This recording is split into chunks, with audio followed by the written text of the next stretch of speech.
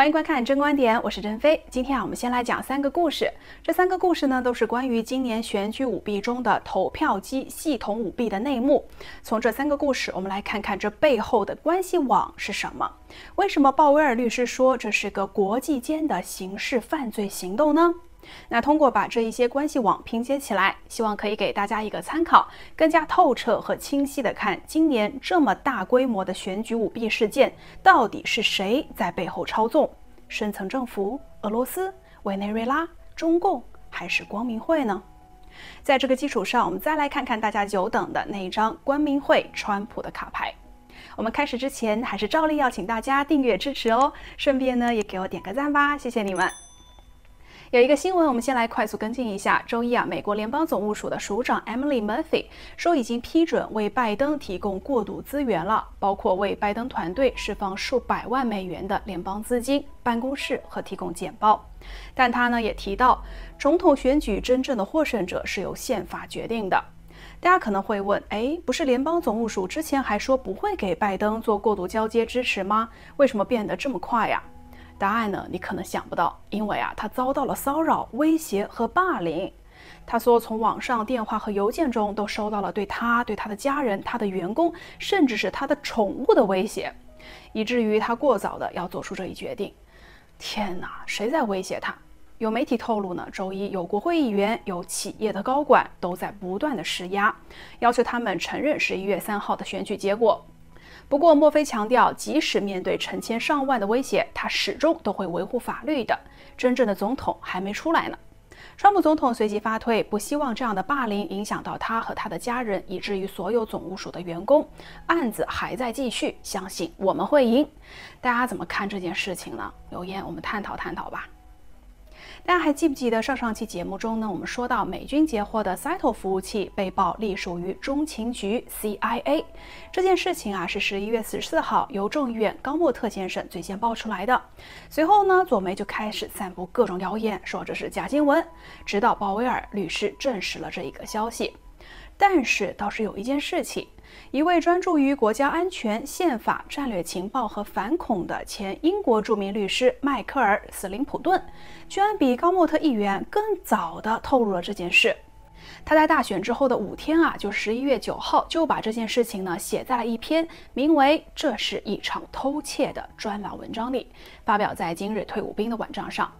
他说，大选后的第3天，就是6号，一份从巴黎来的秘密档案送到了英国军情6处的总部，确认了美国大选的舞弊。档案中提到 CIA 在德国法兰克福的分部就是大选舞弊的操控中心。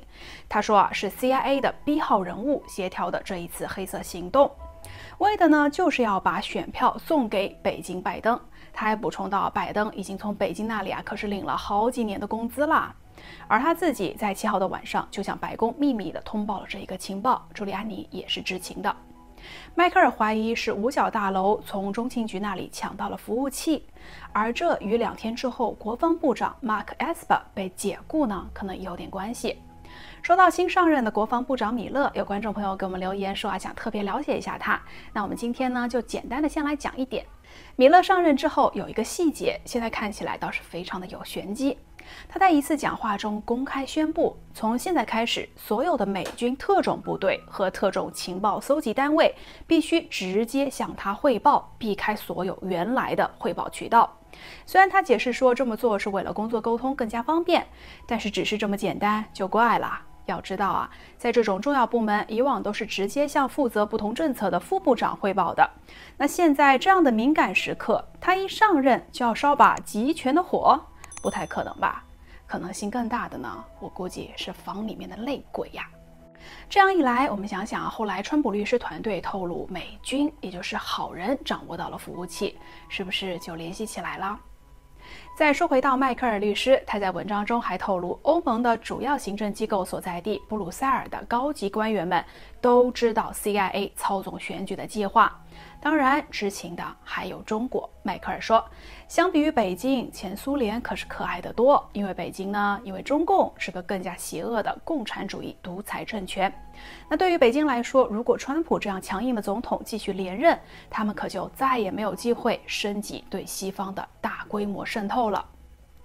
对于 CIA 如何操纵选举，迈克尔也透露了 CIA 额外印制了375万张带有水印的选票。大选夜，人工计票员离开计票站之后呢，拜登至少被灌注了250张的非法选票。而 Dominion 投票系统，他说早已经被 CIA 控制了，插入的软件就是为了把川普的选票换成拜登的。这个故事呢，我们就讲到这里。邀请大家记住这个故事的3个关键词：中共、欧盟高层、CIA， 也可以说是代表深层政府的 CIA。那我们再来理清一下 Dominion、Smartmatic 和红杉3家牵扯选举欺诈的公司的关系。朱利安尼曾经透露过 ，Dominion 实际上是由 Smartmatic 公司控制的，而 Smartmatic 公司的董事长布朗公爵是金融巨鳄索罗斯最大机构的2号人物，而索罗斯就是民主党最大的金主。Smartmatic 的发迹大家可能多多少少都知道了，我们很快的来讲一下。2000年，委内瑞拉的3位青年工程师在美国成立了 Smartmatic 公司，董事会成员中有委内瑞拉前独裁者查韦斯的竞选顾问，他们想要开发一种能够控制选举过程的软件。在2004年，一个隶属委内瑞拉政府的财政机构向 Smartmatic 投资了20万美元。当年，委内瑞拉可正在经历着一场政治风暴。反对派经过数月的示威之后呢，终于与查韦斯独裁政府达成了举行全民公投的协议。而 Smartmatic 的软件就是在这一次公投上被首次启用。结果呢，是软件奏效了，公投失败了。Smartmatic 随后就赢得了查韦斯政府的2份合同和很可观的收入。Smartmatic 的首次问世就是为了选举作弊，黑公司。1年之后的2005年 ，Smartmatic 以1600万美元从英国的一家公司收购了红杉电子投票公司。这个红杉是不是很熟啊？是，有个红杉中国，没错。这个红杉呢和 Cyto 也有关系哦。Cyto 公司在今年6月已经宣布破产了，然后呢被 Paragon 公司收购了。这个 Paragon 倒是挺有意思的，林伍德律师说这可是一个会让拜登睡不好觉的公司呢。Paragon 背后主要的金主之一就是红杉资本，这是一家1972年在加州成立的风险投资公司。2005年与中国资本合作创立了红杉资本中国基金，掌控这一家基金的人就是一直被盛传有浓厚的太子党背景的沈南鹏。当然这就是另外一个故事了，以后有机会我们再说。那么 Smartmatic 收购的红杉电子投票公司也同样位于加州，你们想想这会是巧合吗？如果不是的话，2005年15年前红杉投票公司和 Smartmatic 搭上线，今年红杉资本投资的公司又收购了 Cyto。 这个阴谋计划倒是时间挺长但是天网恢恢，疏而不漏。那红杉和 Dominion 又是什么关系呢？ Smartmatic 收购红杉之后重组装修门面，但是门面再好也丢不掉选举作弊的历史。很多议员就开始相继发声了，要求彻查 Smartmatic 以及红杉投票系统。在2007年，美国外国投资委员会一声令下， Smartmatic 把红杉给卖了，但是买家呢还是自己人，是自家公司的高管。不过终究还是逃不过法律。法院的文件显示 Smartmatic 还是拥有着红杉的大部分财务的控制权，并且还保留了产品的所有权。没办法，迫于压力，红杉又被卖给了 Dominion。Dominion 本来是家小公司，收购红杉之后就以为资本雄厚了，开始在美国崭露头角。但是红杉的知识产权到底归谁呢？赫芬顿邮报的一份独家报道揭露，红杉投票系统的知识产权仍然是由 Smartmatic 秘密拥有。Dominion 的发言人里加尔也曾经确认，红杉资本不拥有 Smartmatic 的知识产权，因为这并不属于 Dominion 收购交易的一部分。归根结底，这一次美国大选投票机系统舞弊的真正主角很可能是 Smartmatic。这样说起来，这个公司的黑历史证据那可是相当多的。值得一提的是呢 ，Smartmatic 公司的美国董事会主席皮特·尼芬格刚刚被任命为拜登自封的总统过渡团队中的一员。拜登估计也是逃不了干系的。这就是第2个故事，大家也请记得几个关键词哦：作弊起家的 Smartmatic， 中共忽隐忽现的操控，以及民主党。不见得所有的民主党人都是坏的，但是有深层政府沼泽中的民主党人，比如索罗斯，也有为自己的利益不想川普连任的民主党人，比如拜登。最后一个故事就更加能够看清中共在背后的角色了。最近居然有电脑专家通过解析 Dominion 公司的子域名，追溯到中国的数据中心。一位网络安全专家在看到 Dominion DVS 文件共享子域后，对 Dominion 的子域名 dominionvotingsystems.com 进行了分析，终点竟然是位于福建省泉州市的一个极不安全的数据中心。在对这个数据中心进行分析之后呢，发现互联网供应商是中国电信。除了这一点， dominionvotingsystems.com 的主机记录把这个域名还关联到了香港的 Powerline 数据中心。有趣的是，在2017年，有一家名叫 Powerline Co Limited 的公司在香港成立。根据这个公司的官网，这个数据中心呢，采用的是移动、联通和电信联通中国，而且所有的文字都是简体字。在香港用简体字，只能说明一件事吧，而且呢，客服用的还是 QQ。这个故事呢，就是2个关键词了：中共和美国大选。两者的关系到底是什么呢？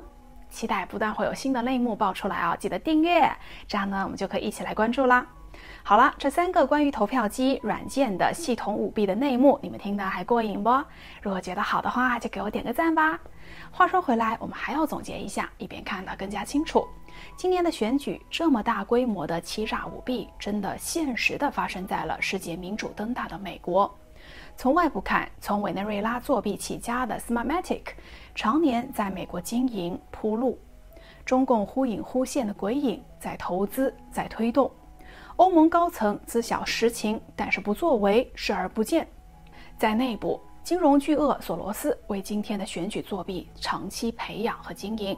联邦重要的部门 CIA 和民主党勾结，他们所需的利益可能各自不同，但是都有一个相同点，就是不想川普胜选。为什么呢？而且现在看起来如此有计划、深谋远虑的阴谋在今天一起发生了。我感觉这种阴谋的布局已经超过了某个人、某几十个人的能力了吧？还是因为我的脑子不够他们好使啊？但是呢，细思极恐如果不是人在谋划，那是不是还会有一种可能，光明会？在上期的节目中呢，我们讲了光明会的背景和卡牌。在光明会卡牌中有一张牌叫适可而止，画的呢是一张愤怒的脸，而这张脸与川普总统非常相似。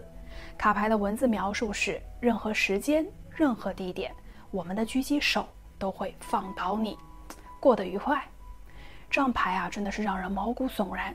从文字上来看，这似乎是一种信号，给看得懂的人发出命令，放倒他，暗杀他，也是一种警告，给川普的警告，要适可而止，否则就可能遭来这张卡牌的阴谋厄运。值得一提的是，在这一套绝版光明会卡牌中，还有一份关于光明会的50件事情，其中有一条就是他们对付敌对者的首选方法是收买对方。对于像光明会这样富有的组织来说几百万美元根本不算什么。如果收买不了，就开始尝试威胁，让他的财产、地位或者亲人受到危险。当然了，谋杀也是一种古老的政治武器。川普可能遭到暗杀也曾经被预言过。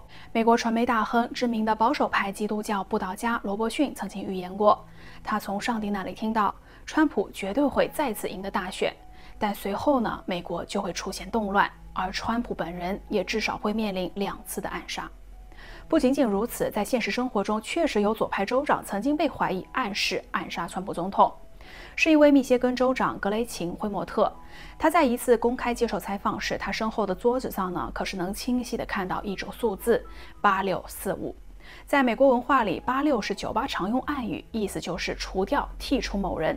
而川普是美国的第45任总统，8645除掉川普。这些事情串起来了，不得不让全世界正义的人愤怒，让我们也为川普总统捏把汗。这位老人真的太不容易了。但是别忘了，虽然以前他是一位孤独的战士，但是现在他有无数的人的支持，我们呢也都在用我们的力量支持着他。而且最重要的是，他不是一个人在战斗，他和神站在一起。他是神选之人，邪恶是永远都赢不了正义的。想想上次川普总统和家人染疫，才3天的时间，病毒就消失了，他满血复活，还奇迹般的得到了抗体。川普总统也多次发推说他感受到了神迹。关于川普总统是神选之人的预言很多，我们今天就单讲一个。我们都知道，美国最早是一个受基督教信仰而建立的国家，建国先父们都是基督徒，三权分立就是基于圣经的原罪观。有人说，美国的立国之本就是以圣经为准则的基督信仰。那么，圣经里有没有对川普总统的预言呢？其实，无论是新约还是旧约都有。在新约圣经中有2处明明确确写着 Trump 的经文，这可不是一个巧合啊！1900多年前 ，Trump 就被写在了新约使徒书信部分里了。如果只是词，你可能会说，哦，可能是巧合，但是看看意思，就不可能是巧合了。首先，我们要知道 Trump 这个词呢，有号角和王牌的意思。2处提到 Trump 的地方，分别是在哥林多前书和帖撒罗尼迦前书。这2段说的呢，都是同一件事，就是在末世大劫难到来之前，耶稣基督会将他的信徒接到天国与他相聚。那些在过去2000多年中殉道的基督徒会先复活，获得荣耀不朽之身。那些依然活在世上的基督徒会被提到空中去与主相会，他们的身体也将在一瞬间从血肉之身转变为荣耀不朽之身。而这个时刻，就是当他们听到 Last Trump 最后的号角时，他们就将与主相聚了。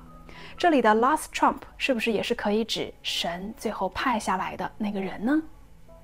第2处 Trump of God 是神之号角的意思，从字面意思我们也是可以理解为神之川普，是不是可以说川普确是神选之人呢？所以你说，在圣经中2处地方都提到 Trump， 而且是在这样重要的背景之下，基督徒等待了2000多年，为了得到回家的召唤，现在有一个叫 Trump 的人是总统，不就是这一刻要来临了吗？这估计就是占美国1/3人口的虔诚的基督徒，无论风吹雨打、电闪雷鸣，都一定会把票投给川普的原因。因为在他们的心中，川普就是那个要完成神的旨意的人。在旧约圣经中也同样预言了川普，是怎么预言的呢？因为时间的关系，我们在以后的时间来讲。记得订阅真观点哦，打开旁边的小铃铛，这样就不会错过未来精彩的节目了。好啦，还是要一如既往的感谢您看到现在，我是珍妃，我们很快再会喽。